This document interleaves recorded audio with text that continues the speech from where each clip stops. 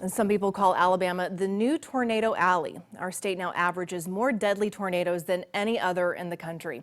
The dangers are so high, the Washington Post recently broke down some of the deadliest tornadoes in North Alabama.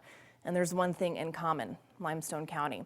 3 of the deadliest tornadoes hit in 1974 and 2011.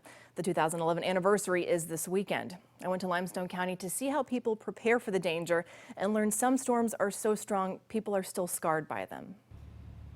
April in the Tennessee Valley. It's the height of tornado season.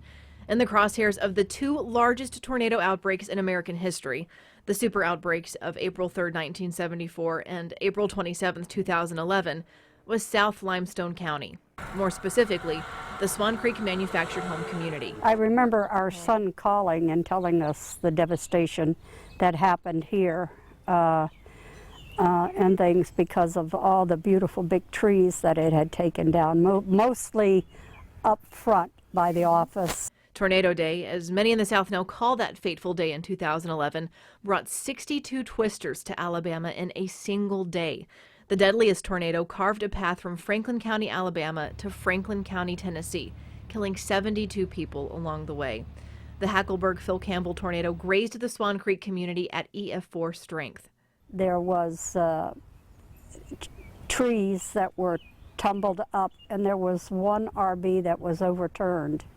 I guess up by the office somewhere. Sylvia Avery and her husband barely missed that twister.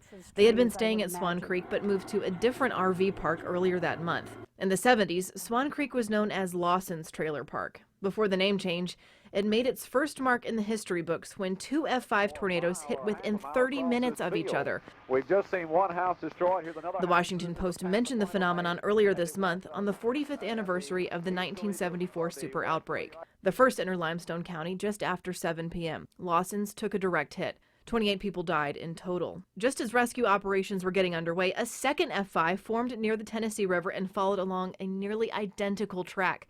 11 people died in the second tornado. You're not rattled at all? No.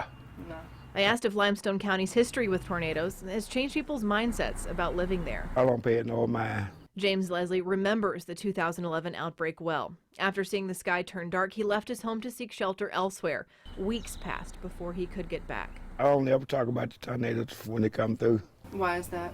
Just don't be like me. Sometimes I just ride it out. Swan Creek has exactly the place for that, a large storm shelter at the entrance of the neighborhood. Now, both James and Sylvia tell me that they feel comfortable living in Swan Creek because of this. This community storm shelter is open 24 hours a day, 7 days a week. And like most county shelters, there doesn't have to be a tornado watch for the shelter to be open. And they can go there anytime they like. They can bring their pets and stay as long as they'd like. I feel safer knowing that it's there. And I'm able to make that choice, that I can go, and that I can go feeling that, you know, I don't have to leave my animals here. Aside from heading to the shelter, James also leans on his faith. I know somebody take care of me no matter what the storms do. We asked around and actually managed to find a couple of people that were in Lawson's Trailer Park in 1974 in that deadly outbreak. They didn't want to go on camera. They said the events from that day were just too difficult to relive, and they didn't want to relive that experience.